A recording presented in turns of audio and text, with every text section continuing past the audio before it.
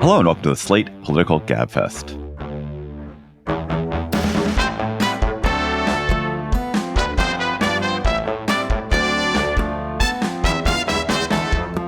October 2nd, 2025, the Fat Generals Edition. I'm David Plotz of CityCast. I am in the town hall of Cabot, Vermont. I'm not at home in Washington. So I will speak with the majesty of being in a town hall.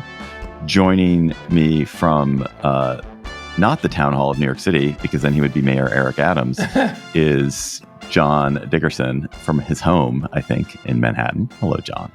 Hello, David. And I'm going to give a quick shout out to the wonderful Gabfest listeners that I met this last week, Peter and Mary Ellen, who were just incredibly charming. And so I hope they're listening.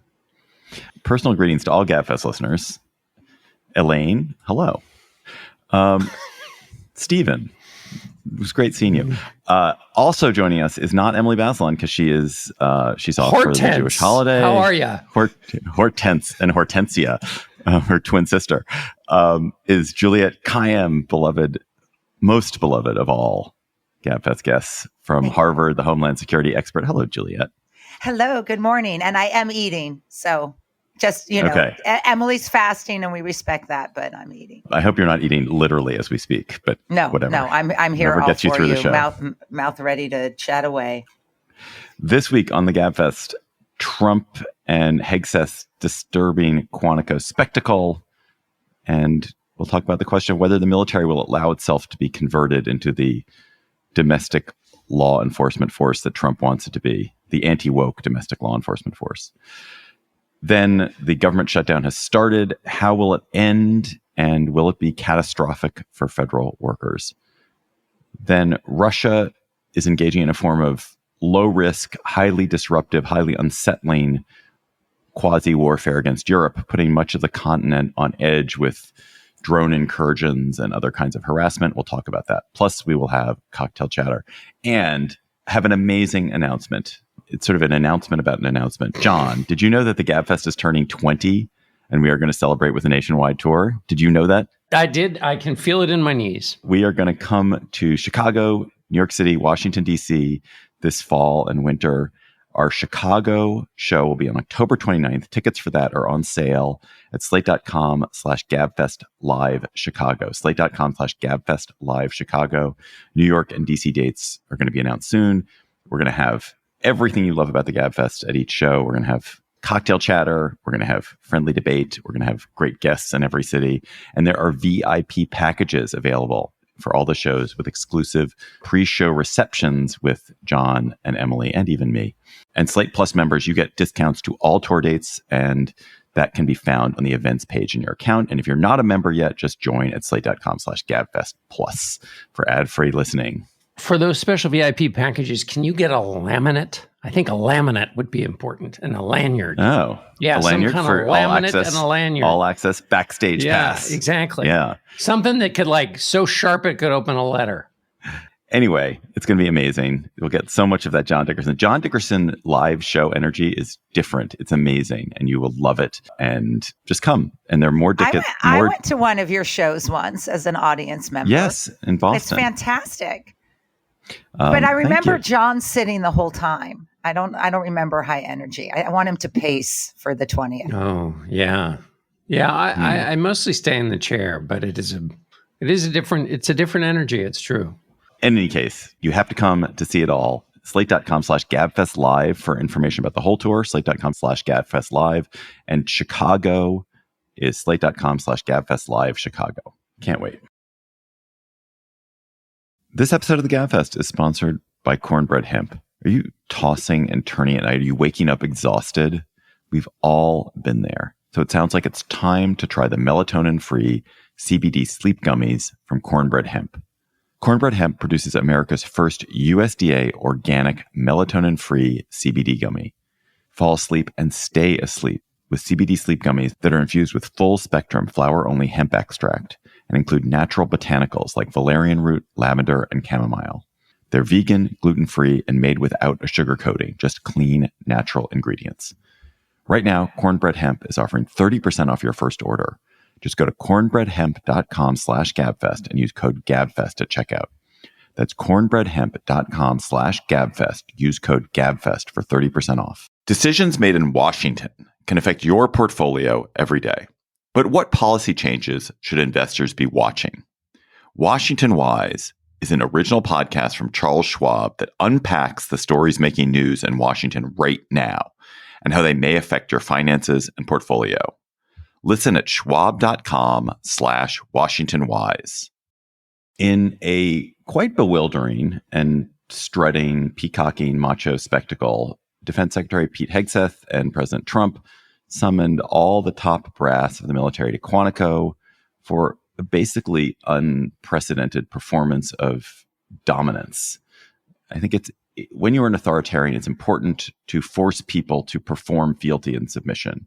And having all the generals and admirals of the U.S. military summoned, they found themselves in an impossible position of having to listen respectfully to their boss and their boss's boss as they lay out a theory of what the military should be, and to just be respectful, I guess is the right word.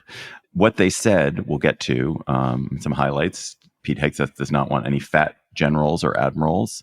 He wants the highest male standard for combat eligibility. President Trump spoke about using American cities as training grounds for the U.S. military. It was weird and it was unsettling. Juliet, coupled with Trump's repeated deployments of National Guard troops to American cities, including to Portland this week, it feels like we're at a nerve-wracking moment for the military. That's exactly right, and it's a bend. I put it that way right now. That things are really bending towards Trump's belief that the military is essentially a law enforcement apparatus for him to assert authority, and particularly in American cities. We don't know this meeting in Quantico. We don't know sort of how it started. It was actually Hegseth's idea. It was part of this, effort to control the generals. He is wildly disliked within the Pentagon. Anyone who knows the military or reads Pentagon reporters, he's not respected. He wasn't qualified. And there's now reporting that he sort of knows it and has sort of a manic air about him. So he calls this meeting, I think, to assert authority. Then there's a lot of pushback. Trump then decides to appear. So now all of a sudden you have a very different dynamic. This is very typical of Trump 2.0. Should I be, is this like so pathetic or is it so terrifying? I'm sort of in between those two when I see Hegseth, like he's just trying desperately to be liked. I'm going to age all of us, but you guys will remember like when Sally Field won the Academy Award and she stands up there and she goes, "You love me. You really, really love me." And no, we don't. I mean, you got the award, you got the prize, but I'm not sure that love follows. But I think you're right in terms of once we get past the visuals, that two fundamental things were said. One is I think constructively, Hegseth got rid of the ban on the exclusion rule. This is a double negative, but basically women will find it much harder to qualify for combat. This is a part of the Pentagon that he's hated. You would think that our combat troops are 50-50 women. There's something, no, they're like 2%, 3% because the physical demands are so strong. But he has gone after the women in combat exclusion rule and trying to reinstate it after it was repealed by Panetta during the Obama administration. So I think that's what he did. The second is, of course, what Trump said. In terms of the military being a training ground for war. This is how he perceives it. And I think he just says it. I don't think we have to analyze it. So, John, why do you think Hegseth and Trump brought all these people at God knows what cost, God knows because they will never tell us, to Quantico for this, like the worst offsite ever? What was the point of doing it? I honestly can't really tell. I mean, you can guess. Let me just say one thing that really struck me before I make a guess. The thing that really struck me is that this is a speech to let's take it at face value. It's a speech to motivate the generals and admirals that some of the constraints are being taken off. They're going to be war fighters, which presumably given the way the speech was given, they're all excited about this idea. And if you look at the way the speech was delivered, particularly by the Secretary of Defense, it was a kind of like, hey, listen to this great worldview I'm giving you, and I'm going to end it with a crescendo, and you're all going to respond with rapturous applause, which they didn't. If it was an attempt to be motivational, I don't think it's possible. There never in human history has a group gotten together who is collectively more expert in the techniques of motivation and leadership than that group, right? What do they do all day? They think about what makes a good leader, what makes a good military leader, how you inspire your troops, and how you get them to do incredibly dangerous things and take enormous risks. They have like perfect expertise in what was being aimed at them.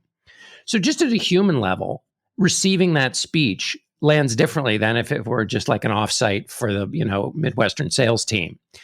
And by all the traditional measures of motivational speeches, it ticked none of the boxes. The president in particular was highly self-referential. I did some AI analysis using various different kinds of AI on the text. And the percentage of self-referential remarks to remarks about the audience was like either 10 to 1 or 40 to 1, depending on how you count. The notion of a shared mission, the notion of any kind of shared collective agency was very hard to find or passed by quickly. So just as like, if you take it at face value, it was not a textbook example of what everybody in the audience understands to be a motivational speech. Quickly to your question. I have no idea. I mean, as you say, it was an opportunity for the president and Hegseth, and it was staged in a way to look like a flex, and a flex over an enormous part of the American government. And it's consistent, at least theatrically, with the president's view of the military, the law enforcement being his tools towards his agenda. Yeah, I mean, Juliet, let's continue on that. So the response of the officer, the general class there, was muted. They, didn't applaud the beginning of it. They were respectful, but they were not raucous. They weren't encouraging the way Trump loves a crowd to be. And there was one of the kind of texts, not even subtext, the text of the message was, if you're not on board for what we want to do, get out. Do you think if you're a general or an admiral and you are exposed to the speech, that it makes you feel like, okay, if I don't like what they're going, I should leave and let the military become more sort of MAGA tinged? Or is it, I will stay and continue to do my duty? Because these are people who are really devoted to service and doing their duty to their country. But I'm sure that many of them feel that the way Trump is turning the military is antithetical to what they feel to be duty to their country.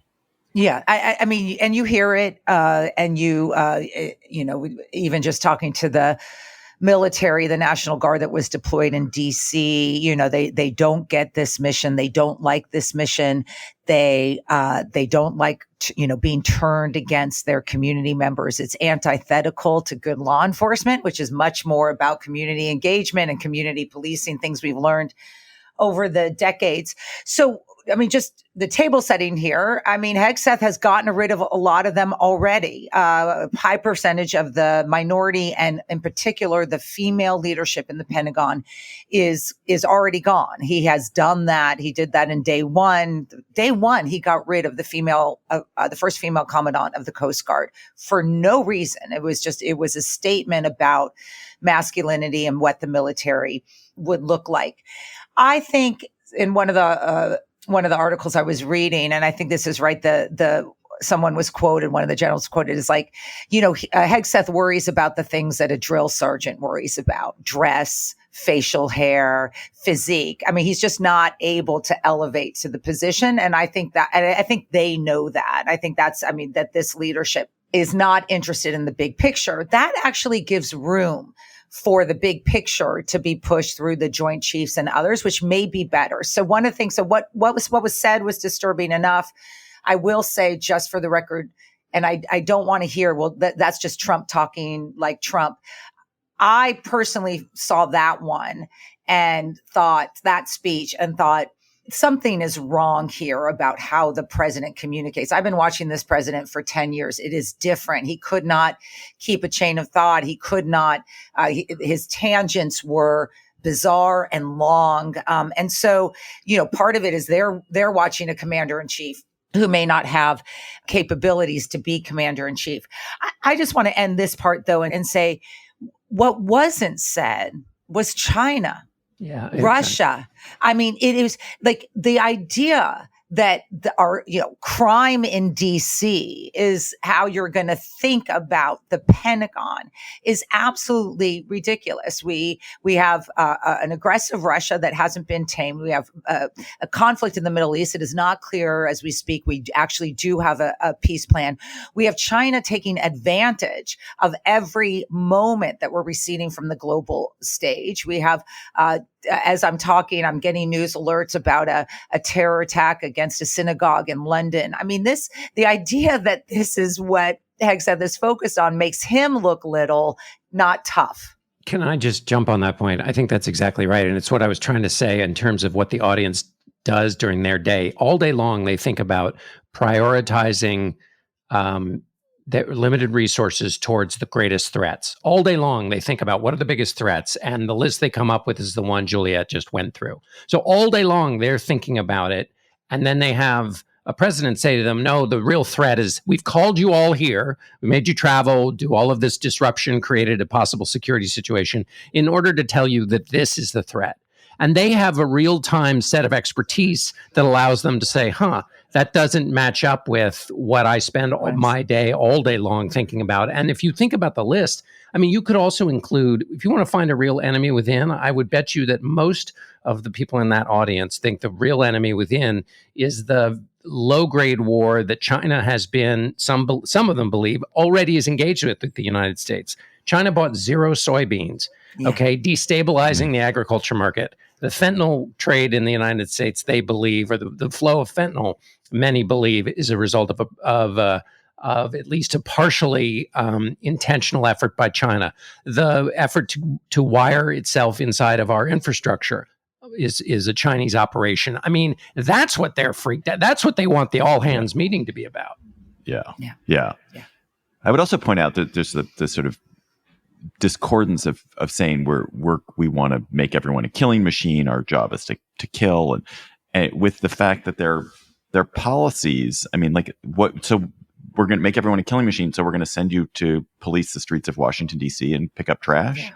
I mean, that's a bizarre paradox. Yeah. I mean, one stage Hegseth goes, to our enemies, FAFO, right? And you're talking to a group of people who are in the room because they fought in very unsuccessful wars where that was the attitude, right? And in Iraq and Afghanistan, maybe there are different justifications, but nonetheless. So these are not people who welcome combat because they know what it is. And meanwhile, Hegseth, who barely, could sustain a membership in as a part-time National Guard member, is telling them, telling them what war is. You don't welcome war unless you're Hegseth. I want to end with 2 points. First, John, so you could say the audience was these generals. You could also say the audience is the American public or the kind of conservative media consuming public. And what Trump, with the urban deployments of National Guard troops, with the attacks on these boats allegedly smuggling drugs from Venezuela, these very jingoistic appearances with the military. Trump is trying to stage the military. He's trying to use it as part of his production design for America. Like separate from the messaging to the generals and what they take from it, is it good politics? Does this kind of stuff play for his base, or do we even know? Well, it certainly plays for his base. The question, but what has always been true, even at the height of his popularity, is the base isn't everything. His approval rating and his approval rating on the things people cite as the most important issues they care about, the inflation, healthcare, opportunity, he has awful marks. I mean, there's a Reuters poll in which his approval rating on the question of prices, inflation, the thing that arguably was the key item in the last presidential election, his approval rating is 28%. 28. You have to actually go out and punch people in the face to get an approval rating that low. So, but I don't think, the general American support for military and the embedded idea that Republicans are better on crime, that all still exists. The president is delinked a little bit from that. So it's not working for him. But that dominance acts have been successful for him. In other words, at times his, sowing chaos to sell order has worked for him. But when he did the holding up the Bible in front of St. John's Church in his first administration as a response to the Black Lives Matter marches, it wasn't successful for him. So dominance play has mixed results. And I think in the current environment, the thing people care about, he's not, marshaling forces to attack inflation or bad jobs numbers. I want to end actually with the thing, maybe because I am a fitness fanatic, and Juliet, I think you're a fitness fanatic. John, you are also fit. I mean, Hegseth is obsessed with this. Thank you. Hegseth is obsessed with these physical standards question, holding all combat troops to the highest male standard, but also like everyone has to look good. They have to look like soldiers. Juliet, you are the one among us who's worked most closely with military. Is it actually a problem if an admiral is fat? Like, no. I realize it signals something. Like, I realize, like, if you see somebody in uniform, you're like, oh, that guy, he could afford to lose a few pounds. Yeah. But does it actually matter? No, I mean, because I think of the military as a city, and various people have jobs, and there's rules about what you actually can look like, right? You can't put a tattoo on your face if you're in the military. There's rules about hair, which I think seems appropriate. I think, but everyone has a different job. Once you're starting, 1 star, 2 star, 3 star, you are so far removed from combat, and you age, and you're not out and about all the time, and you're not being deployed, and maybe your reality takes over your body, and you start to gain weight. None of that matters for the particular job that you have, which is going to be, it's not combat, it's going to be planning, finances, threat assessment, cyber, whatever. And so Hegseth has a very old school view of what a real military member actually does, and which is only combat, which is just ridiculous. The numbers are something like this: for every soldier in combat during a war, you have 6 non-combat roles supporting it, right? And this is the person who's putting out the situational reports on intelligence. So you have lots of roles that don't need it. But the other is, the weirdness of this is Hegseth looks great. I mean, he's like a great looking cabinet secretary, no question about that. But he didn't, I mean, the irony is he has less combat than every person in that room. So as I said, it's rather precious. And just to tack on quickly, it's not just that question in the abstract. It is, are physical fitness standards and the way you look so important that you pull 800 people from all across the world to join in Quantico? Right. Imagine if that was the presidential fitness in school. This episode of the Gabfest is sponsored by Bombas. Fall is here. Kids are back in school. My kid went back to school yesterday. Vacations are over. It's officially the start of cozy season, which means it's time to slide into some Bombas. I wear Bombas socks basically all the time, sometimes even to bed. I love that they have an L and an R on them, so I know which one is the left and the right. But mostly I love how incredibly soft and comfortable they are. So this fall season, treat yourself to Bombas soft materials, merino wool that keeps you warm when it's chilly but cool when it's hot, Supima cotton that's softer, stronger, and more breathable than regular cotton, and even rag wool, the thick, durable, classic cozy sock you'll want all fall. And Bombas doesn't stop at socks. They've got slippers that make it hard to leave the house. And the best part is that for every item you buy, Bombas donates one to someone experiencing homelessness. Head over to bombas.com/political and use code political for 20% off your first purchase. That's BOMBAS.com/political, code political at checkout.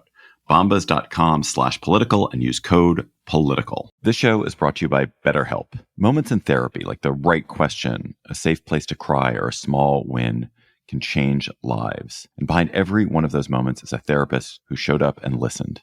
October 10th is World Mental Health Day, and this year BetterHelp is honoring those connections by making it easy to get guidance from a licensed therapist online.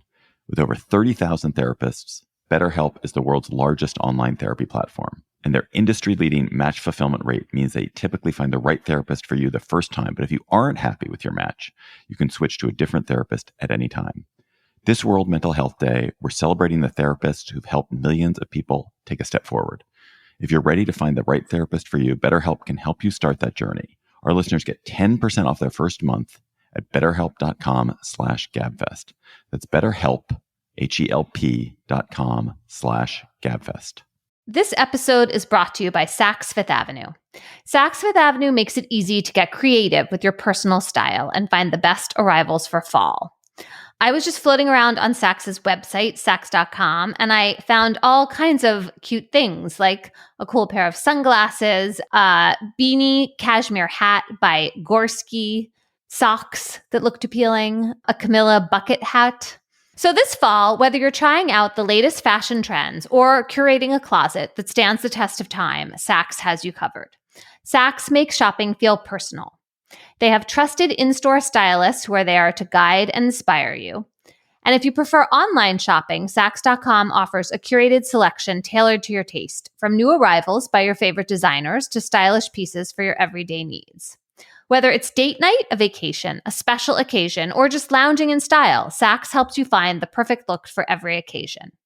If you want shopping to be fun and easy, then head to Saks Fifth Avenue for inspiring ways to elevate your personal style every day. The government shut down at midnight on Tuesday when the Republican Senate was unable to prevent a Democratic minority from blocking legislation to continue funding levels for 7 more weeks. It's a really complicated set of issues, but basically the Democrats in the Senate, who have the capacity through the filibuster to block legislation going forward, demanded a deal that would extend Obamacare subsidies, the expansive Obamacare subsidies that were put in place around COVID, before they would agree. And the Republicans refused to go along with this. And now there is a shutdown that the Democrats explicitly avoided it under similar circumstances or kind of parallel circumstances in March. How this one ends and what the results of it, your guess is as good as mine. Your guess, however, is not as good as John's. So, John, why did the Democrats allow this shutdown to happen rather than carrying forth on current funding levels for the next 7 weeks and, pushing it forward a couple months?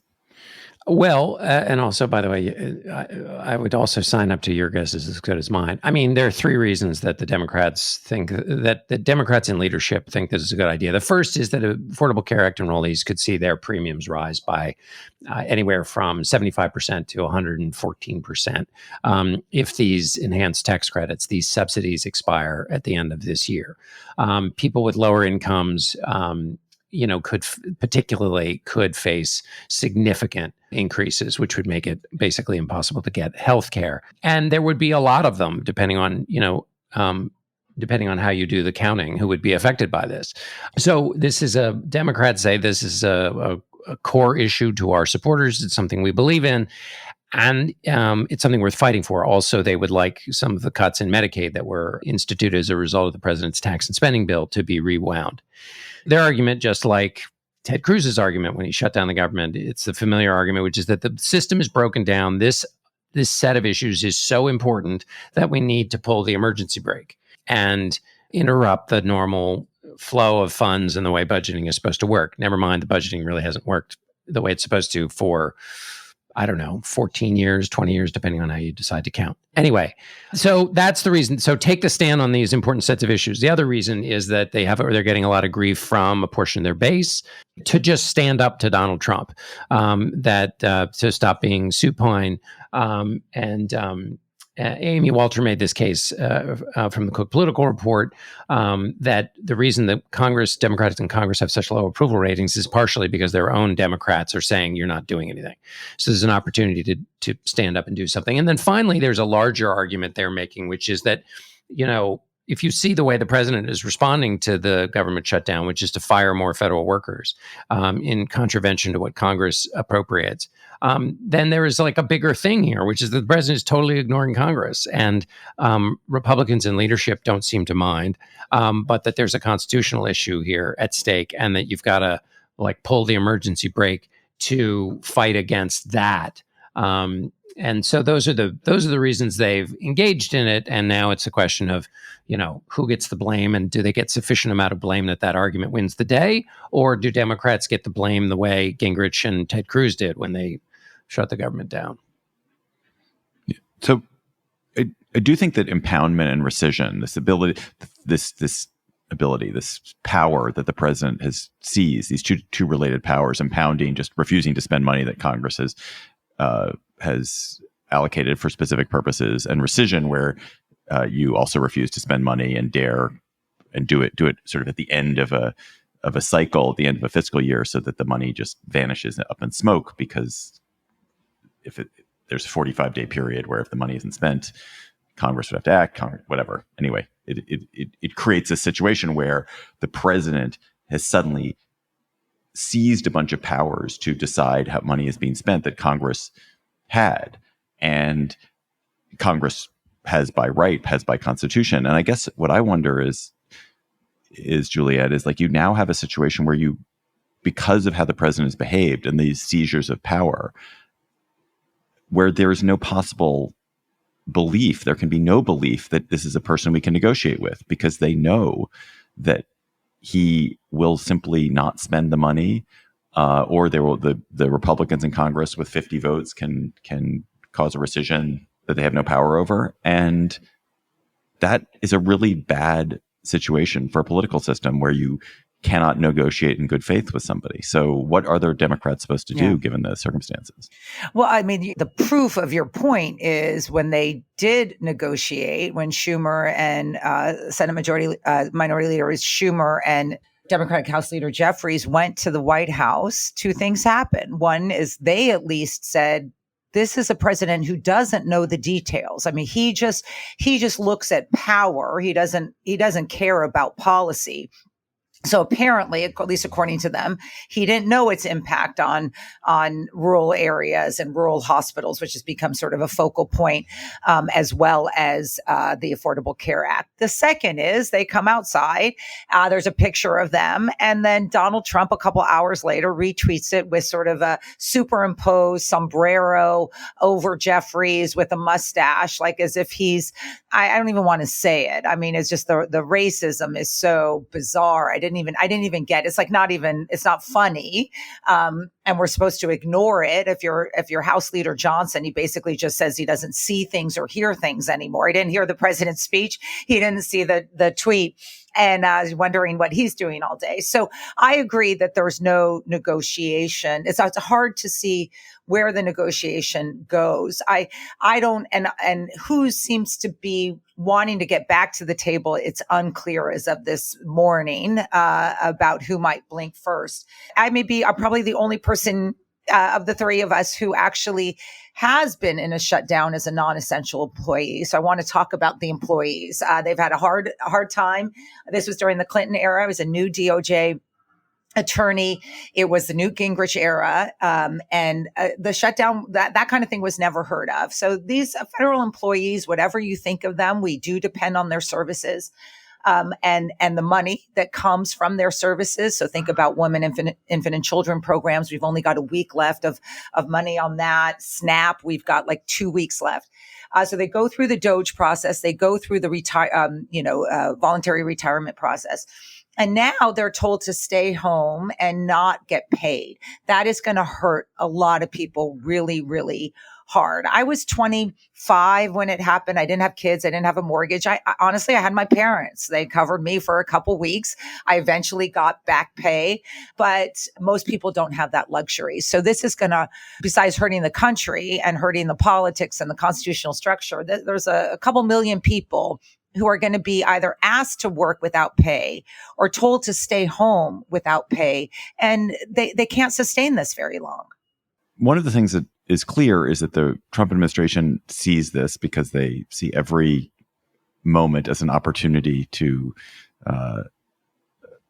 sow chaos, reap the whirlwind, is that Russell Vought, the director of OMB and the architect of these efforts to really undo, scare, and demoralize and shrink the federal bureaucracy, wants to use this to fire potentially hundreds of thousands of federal employees who they have not been able to get rid of through other means.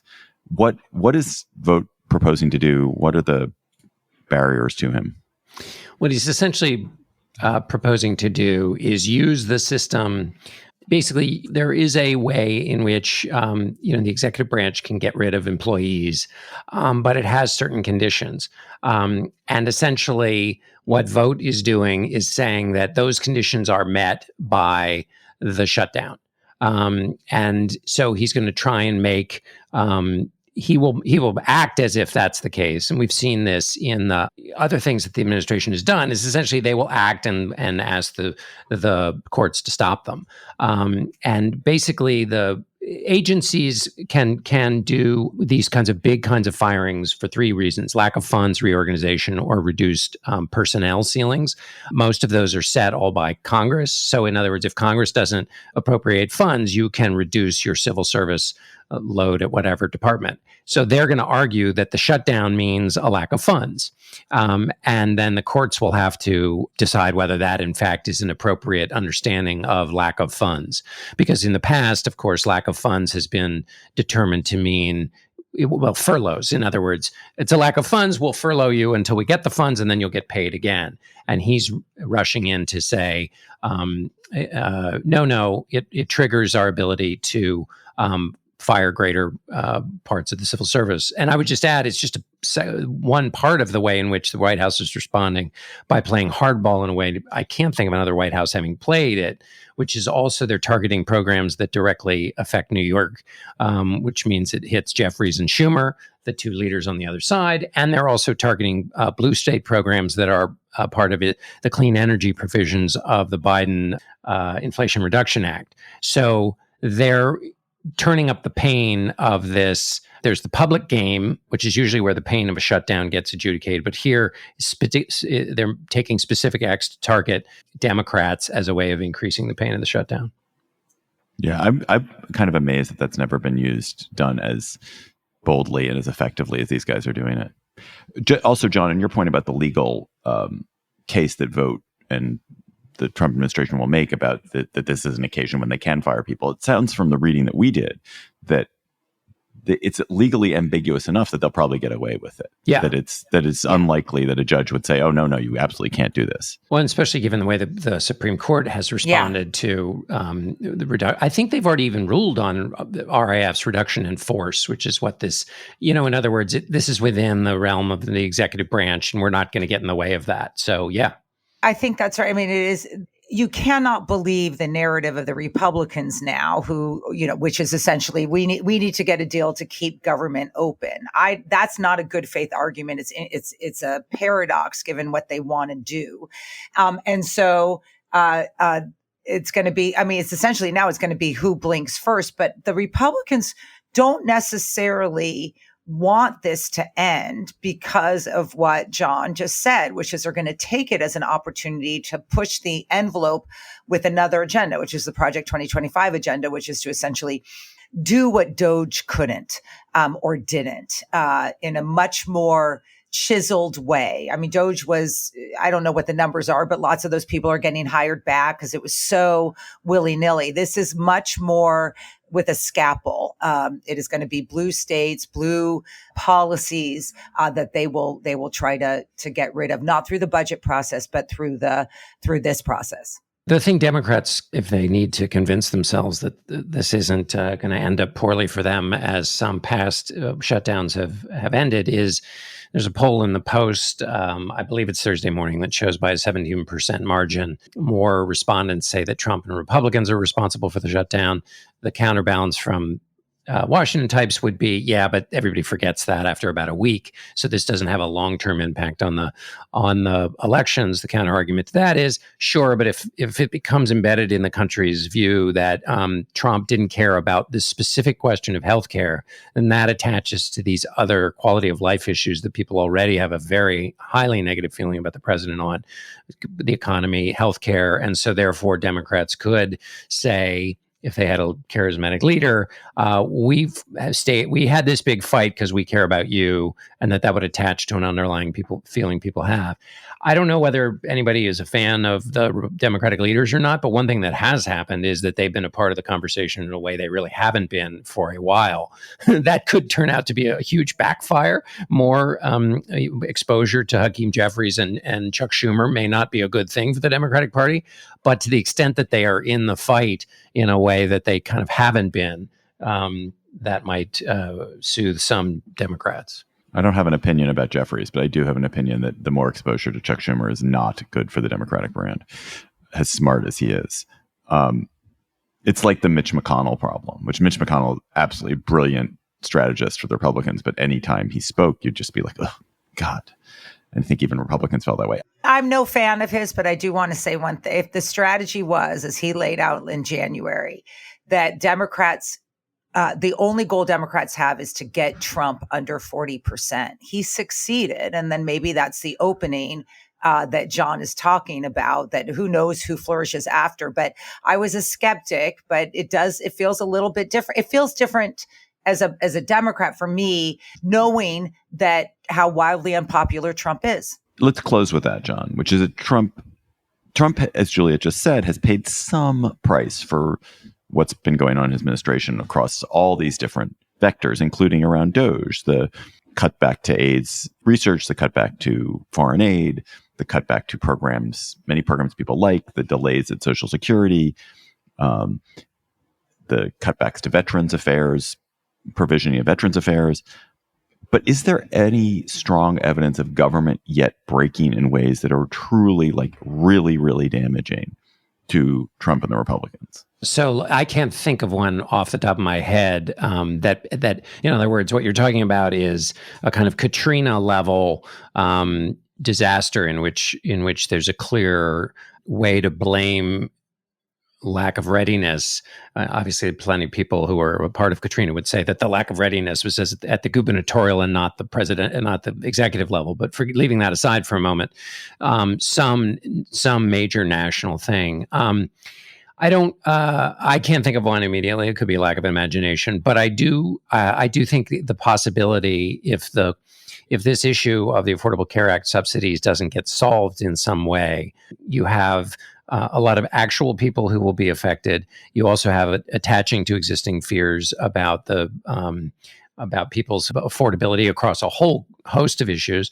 And one thing, though, that mitigates against that, in other words, mitigates against it being a disaster for Republicans, is there's a lot of insurance industry money and a lot of rural voters who tend to vote for Republicans who will be affected by the disappearance of these subsidies, and that the money from the insurance companies that will lose and the providers who will lose as a result of these subsidies going away, plus the rural voters in Republican areas, suggest that there could be some progress on this issue outside of the shutdown context. And if there's a solution, it would probably be a gang of kind of senators getting cobbled together to put together something that they could find an off-ramp here. Ultimately, in terms of the political damage, I'm also interested in watching that AI video that Juliet mentioned was making Hakeem Jeffries using a stereotype to emphasize this idea Republicans have made that illegal immigrants are going to get health care under the reorientation of the subsidies. Mostly transgender surgery for most illegal immigrants. So this is based... That's 90% of the spending, I think. This is based on the definition of, I believe, of something called lawfully present immigrants. And basically, if you are an illegal immigrant, you are not getting health care or Medicaid or Medicare. Even in some places, the emergency room care that you might get is no longer being reimbursed from in other words, hospitals get reimbursement from the federal government when they get overloaded by emergency room care. I think even those numbers are down. So the claim, as Republicans making it is not accurate. There is a class of lawfully present immigrants who were covered, but those include asylum seekers and these special categories. But that's what the AI thing was about, claiming that all illegal immigrants are going to get covered under this, which is not the case. The holidays have arrived at the Home Depot, and we're here to help bring the excitement with decor for every part of your home. Check out our wide assortment of easy-to-assemble pre-lit trees so you can spend less time setting up and more time celebrating. And bring your holiday spirit outdoors with unique decor like one of our Santa inflatables. Whatever your style, find the right pieces at the right prices this holiday season at the Home Depot. This episode of the Gabfest is sponsored by Mizzen and Main. I have been eyeing Mizzen and Main clothing for a while. I love performance fabrics. I love a nice looking shirt. And I've had this fantasy of like, oh, what if you had a nice looking shirt that was in a performance fabric and it was kind of stretchy and breathable. And I'd seen that Mizzen and Main had this. And now I have some Mizzen and Main clothing and I'm so happy. A crisp, comfortable white dress shirt you can wear every day of the week without constant washing or endless trips to the dry cleaner. I got this short sleeve dress shirt that has this beautiful like light blue pattern on it. And I just absolutely love it. When I wore it, my girlfriend sort of gasped at how nice I looked. They make classic menswear with performance fabric, so it's effortless to look sharp and feel great. They're stretchy and lightweight, but they also look refined. And they're moisture wicking, wrinkle resistant, and machine washable. So there's no ironing or dry cleaning required. Right now, Mizzen and Main is offering Gabfest listeners 20% off your first purchase at mizzenandmain.com, promo code GABFEST20. That's Mizzen, spelled M-I-Z-Z-E-N, and Main, M-A-I-N.com, promo code GABFEST20 for 20% off. Mizzenandmain.com, promo code GABFEST20. And if you'd rather shop in person, you can find Mizzen and Main stores in select states. Hey, it's Mary Harris, host of Slate's daily news podcast, What Next? This week, we're talking about the Justice Department's criminal prosecution of former FBI Director James Comey. Former federal prosecutor Ankush Karduri says, we may have reached a new level of political corruption. Yes, the case is flimsy and I think probably will not result in a conviction of Comey. But also, it is a bad thing for the Justice Department to be run in a way where if the president just happens not to like you, he can actually engineer criminal charges against you that appear to be flimsy, possibly frivolous, because that sort of power can be deployed against anyone. Check out What Next, wherever you listen.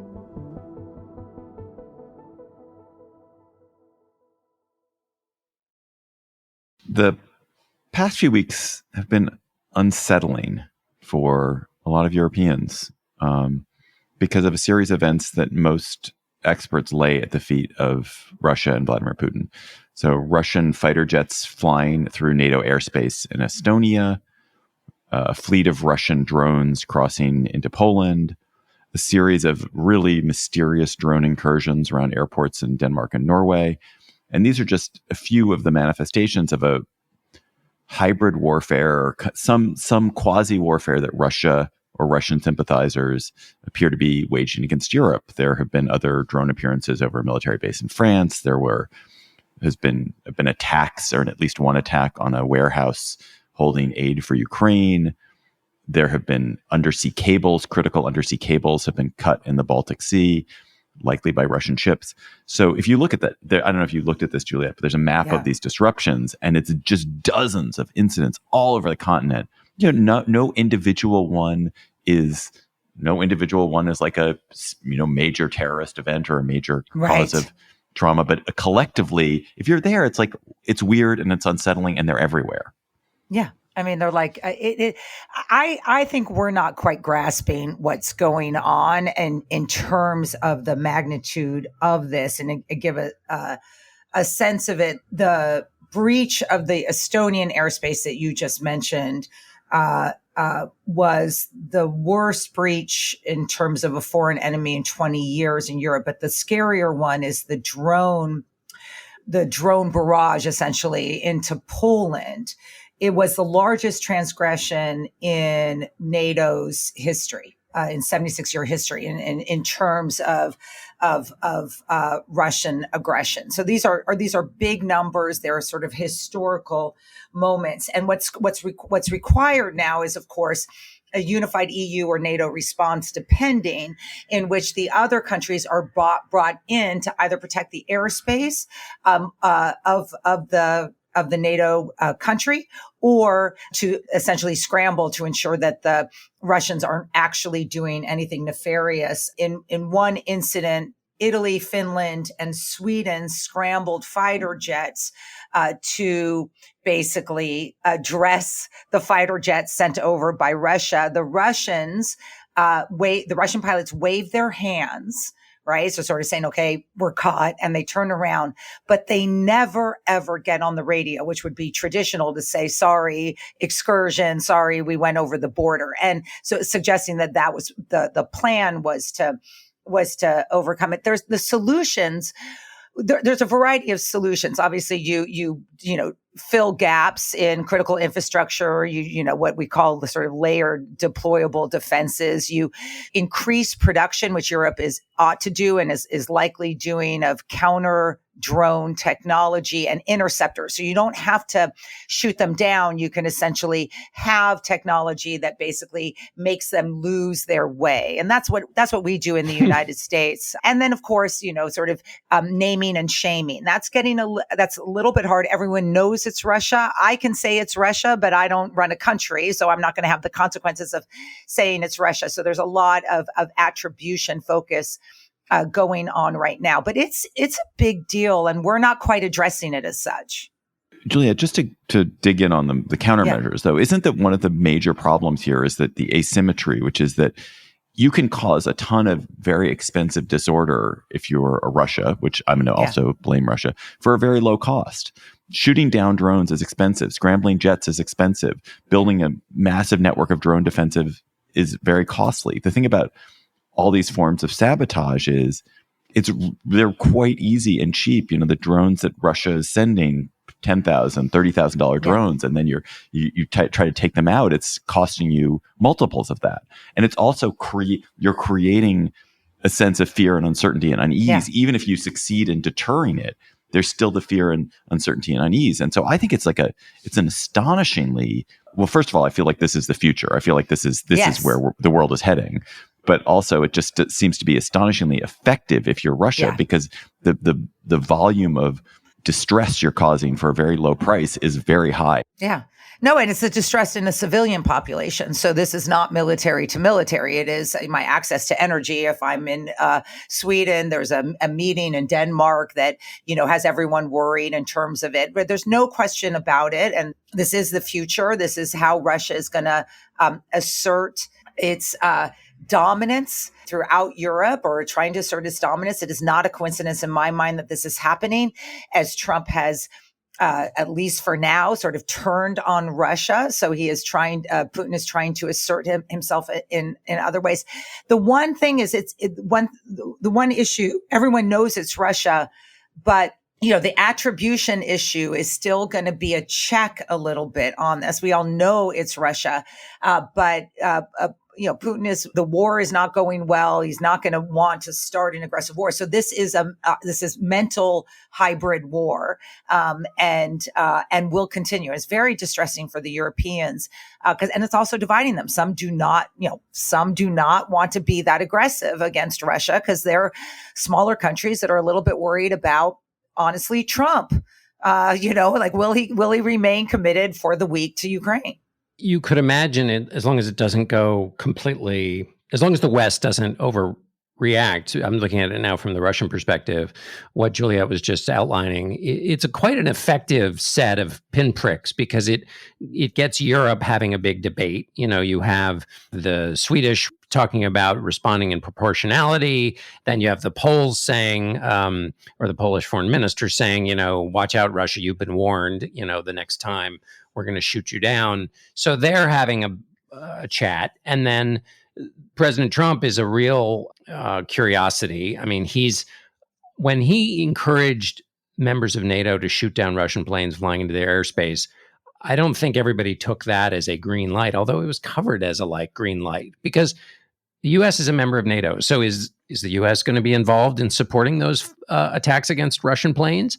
Or is the president going to say, you know what, this little country, nobody knows where that is. Why am I going to bother to retain the alliance's, obligations to protect, some little country? So it seems very useful on the part of the Russians to keep everybody bickering with each other, because the more bickering that goes on, the more that sort of infects the complicated set of issues related to Ukraine. Juliet, why wouldn't, if you're Denmark, why wouldn't you tit for tat this? Why wouldn't you send some nice Danish fishing boat is out in the Arctic somewhere, and oh look, there's some drones that come off of this nice fishing boat and go disrupt the airport in Murmansk? Why is it not smart to retaliate by doing to them what they are doing to you? So I have two answers to that. The first is because it's escalation that you better be willing to carry out. So if there is some, if drones are shot down and they, kill people in Russia on their way down, so I think the de-escalation is on, the burden of de-escalation is on NATO. Completely inconsistent second answer is, I don't know if they're not. I don't know. But why would Russia admit it? So we actually may not know. Interesting. Interesting. No, because I live in a world where people are like, the Chinese are in our infrastructure. Did you see that there's that they're looking in our infrastructure, some story? And I was like, and guess what? Yeah, right. We're not going to admit that we're in China's energy distribution system through a cyber hack looking as well. Oops, but obviously we are. Well, that makes me feel a little bit better. Before we leave this topic, this is a question for you, especially Juliet, which is one thing that's become clear as we watch the war in Ukraine unfold is that future wars, drones are going to be utterly central, and that you have this interesting moment right now where Ukraine is offering advice to the rest of Europe, is offering technology. Here's this, because they have so much now expertise in building drones, understand jamming drones, what drone defenses are like, what the capacities of drones are. And so the two countries in the world that now have massive experience with drone warfare, exceeding anyone else's, probably exceeding the rest of the world combined, are Russia and Ukraine. Does it worry you, as somebody who's thought about America's defenses and also thought about America's military capacity, that we are so reliant on very heavy weaponry, huge, gigantic aircraft carriers, gigantic planes that are going to be vulnerable to drone attack, number one, and two, just less flexible than this drone warfare is going to require, and therefore that we're falling behind? Yes, I do worry about that. But we are learning from Ukraine, which has been an amazing sort of counter drone war.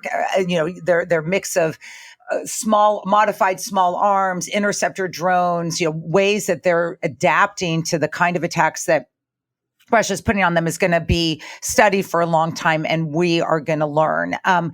And so I think the warfare is changing. My worry, not to, scare your audiences, but, why do we think that this will be limited to military, or military to arguably a population that is at war? When I think about the United States Homeland Defenses, and I think about the vulnerabilities, one is going to be the technology is out there, the know-how is out there.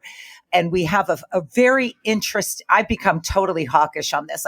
We have a very interesting legal system in our country, which made sense 20 years ago, which is no private sector, no local law enforcement or state, say National Guard, can have counter drone capabilities. They can have surveillance, but only the FAA can shoot down drones and things like that. I think that rule structure is going to have to give a little bit.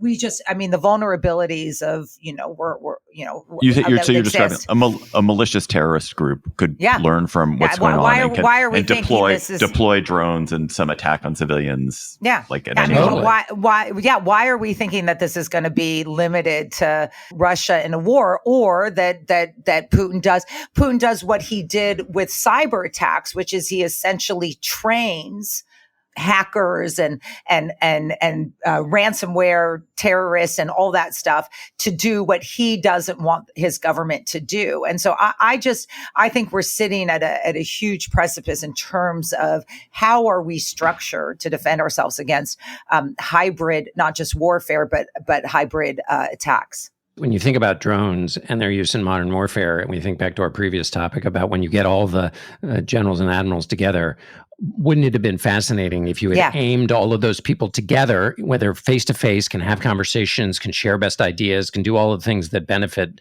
from an all-call meeting, although, as we all know, all-call meetings are never a good idea, no matter what the organization, no matter what the time, no matter what the issue.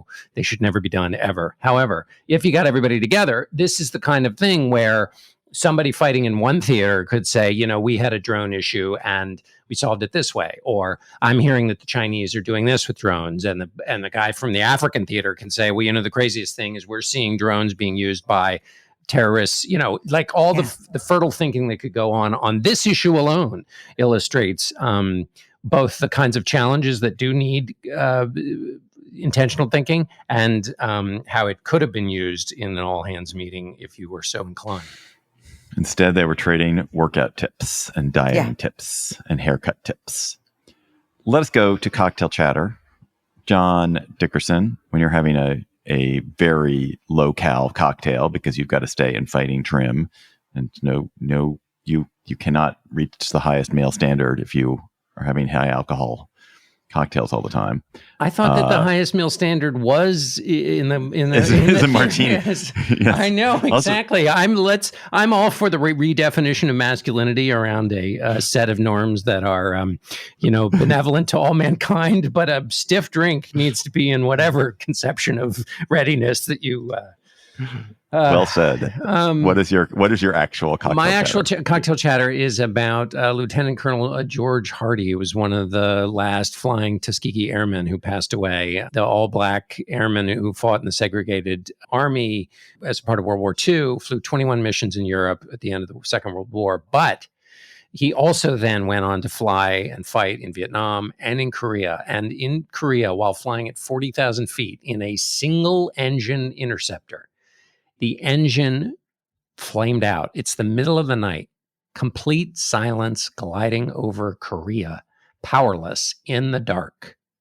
He fell 37,000 feet trying to get that thing to turn back on, trying to restart the engine as he's plummeting towards the earth. And then finally, at 3,000 feet, hurtling towards doom, the engine reignited.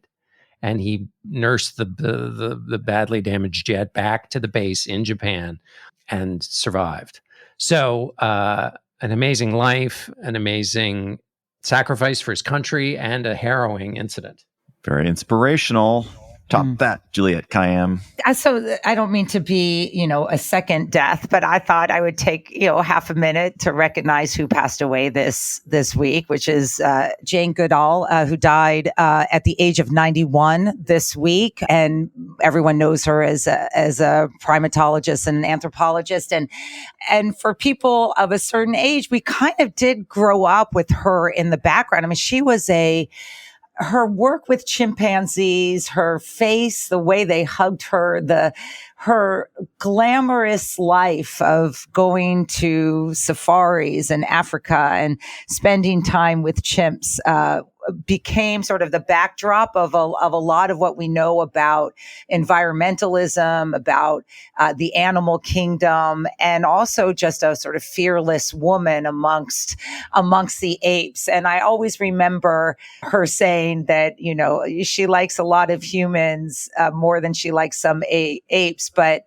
generally she likes more apes than she likes a lot of humans. And she just really changed the way we thought about our relationship with our Darwinian cousins. And I think it sort of changed the way we thought about the human species. So I just wanted to acknowledge that. My chatter is about a kind of trend that I am so disconsolate about, which continues to grow. And I just want to talk about the latest instantiation of it, which is that Amazon Prime Video is carrying NBA games, and which is fine. You love to watch the NBA. Why not watch it on Amazon Prime Video? And they are now partnering with FanDuel to have sort of watch your wager in real time on screen and track your progress on screen, and have constantly overlaid on the site, overlaid on your watching experience, the odds, lines, probabilities, spreads, prop bets. Amazon is calling it an immersive experience. I'm calling it another step towards, addicting thousands, millions of young men primarily on sports gambling. We've just made it so incredibly easy for people to gamble on sports, and it's disastrous. It's a scourge, and you can't win. You will lose. Just heads up, children listening. You cannot win at this, and I understand it's a form of entertainment for people. I do get that. I get that. Betting is entertainment for a lot of people, but the costs that people are bearing, the amount of losses that people are bearing, and mostly the addiction that is being created because the way these things are being put in front of you, the kind of speed of it, the kind of engagement of it, the different variety of bets, the kind of immediate feedback on the bet, the kind of interactivity of it, it mimics all the ways in which gambling, which addiction works. It just constant little reinforcements to your brain on it, and it's terrible. John, you want to say something? Yes. Well, I know, because I feel the same way, and then I checked myself because I thought, well, we for so long and continue to kind of revel in the drinking culture that's a part of professional sports. And so why isn't that the same thing? I mean, drinking is highly addictive. It's always been associated with sports. But then I thought, imagine if Amazon sold you a kit to do shots every time there was a first down, or like to take intravenous, to just unscrew the old Smirnoff bottle and hook it in behind the knee for an intravenous, immersive experience. That's what seems to be different, is it's not just teeing up the addictive thing. That seems parallel. But the hooking it up to the minute by minute, second by second progress of the event in order to hijack all of the dopamine and other, things that we've learned are a part of the algorithmic hijacking of our culture, that does seem to be different than alcohol. Anyway, listeners, you have chatters. You've got chatters. You have emailed them to us at gabfest@slate.com. We really appreciate that. Please keep them coming. And this week's listener chatter comes from Chris Ferris in Houston, Texas. Hey, y'all. This is Chris from Houston, Texas. I'm a longtime listener and a Slate Plus member. I feel like you might have done this as a chatter in the past because it seems like the perfect listener chatter story. In 1985, two streetwise Irish boys managed to sneak onto an airplane that took them from London to New York City. A couple of years ago, The New Yorker published a 30-minute documentary in which they interviewed the two boys, who were by then in their 40s. The whole story is almost too preposterous to believe, but it really happened. And to hear these middle-aged men recount their adventure was endlessly charming. But be warned, you'll probably need subtitles to understand their thick Irish brogues. And while their trip to New York City ended happily, it's a bit sad to see how one of their lives turned out. All the same, my wife and I were captivated by this endearing film. I highly recommend it, and it's available on YouTube. Love the show. Thanks. That's it for our episode this week, but we also have a bonus episode in your feed. We're going to talk about the jingoism and fan unruliness on display at the Ryder Cup, and whether we Americans now hate Europe and have a license to behave terribly towards Europeans all the time. But that is just for Slate Plus members. Slate Plus members, you get lots of great stuff for your subscription. You get no paywall on the Slate site. You get bonus episodes of all these Slate podcasts, including us. And you get discounts to live shows, like our live shows that we have coming up in Chicago, DC, and New York, which you can learn more about at slate.com/GabfestLive. You can also get to hang out with us at a cocktail party and get the VIP experience if you're a Slate Plus member. But you have to be a Slate Plus member to do that. So go to slate.com/GabfestPlus to become a member today. And hopefully we'll get to see you at one of our cocktail parties.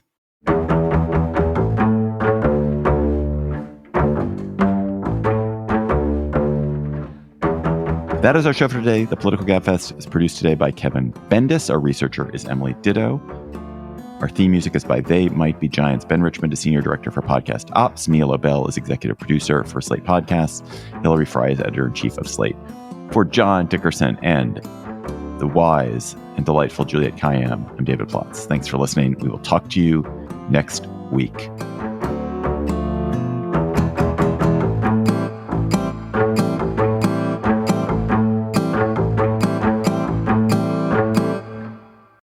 This episode is brought to you by Saks Fifth Avenue.